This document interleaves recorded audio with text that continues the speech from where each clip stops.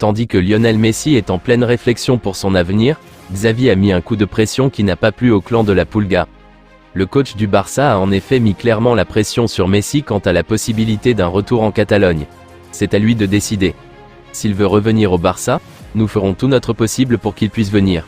Cela dépend à 99% de Léo Messi, a lâché Xavi.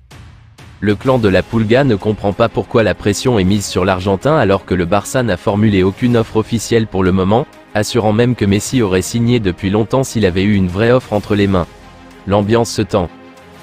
Interrogé sur une possible venue de Joao Cancelo au FC Barcelone, Xavi rappelle qu'il avait un accord avec Manchester City. On voulait Joao Cancelo au Barça en janvier, on lui a proposé et on a dit oui. Man City en a discuté en interne et nous a ensuite dit qu'il ne voulait pas permettre à Joao de rejoindre Barcelone, a-t-il expliqué, rapporte Sky Sport. Le défenseur pourrait donc être relancé pendant l'été à venir une fois que le club catalan aura réglé ses problèmes financiers. Jules Koundé faisait partie des noms envoyés en Première Ligue par la presse ibérique pour soulager les finances. Or, il ne semble pas de cet avis.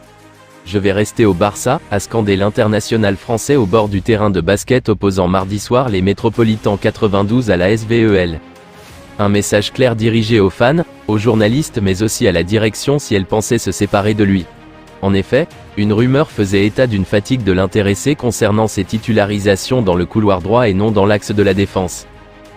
L'avenir d'Ansu Fati, 20 ans, et de Ferran Torres, 23 ans, est déjà scellé. Ils quitteront le Barça cet été. Le premier est pressé d'accepter un transfert, affirme le média catalan.